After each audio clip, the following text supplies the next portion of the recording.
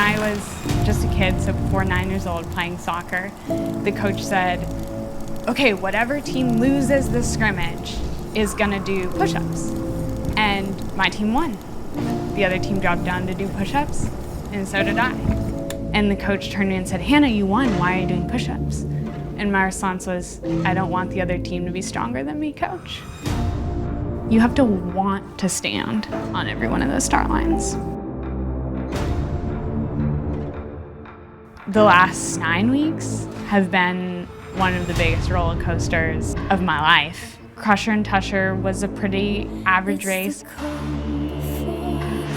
And then I went to the World Cup in Mount St. Anne. I had the best start of my life. I had the thought, this is it.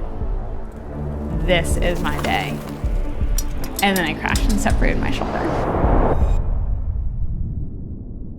I showed up to Leadville with my hands in the air.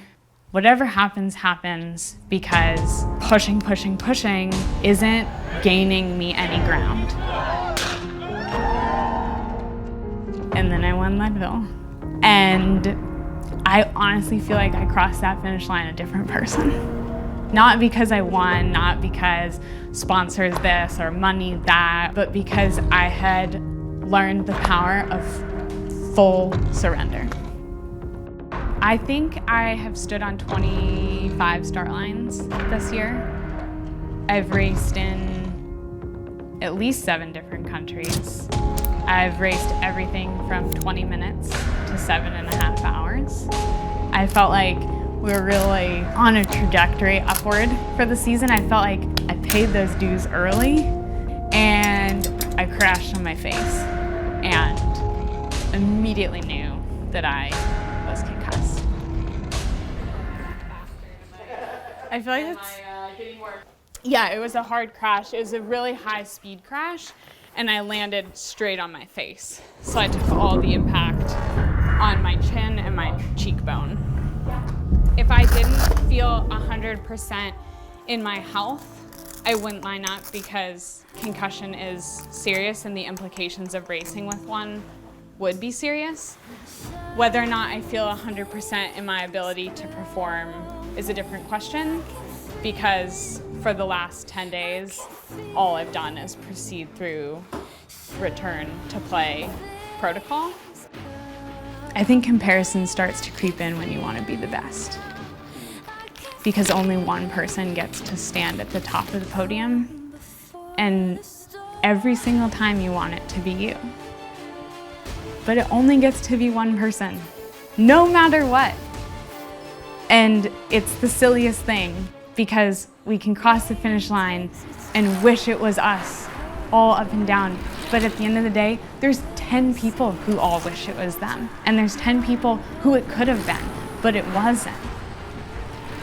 Not everyone gets to have it every single time, and that is why we race. But I think it comes back to knowing what you want and remembering your purpose and your goals. Sometimes the harder you try, the harder it is to make the pieces fall into place. A lot of it comes down to what's between the ears. It's mental. It's how we feel when we line up.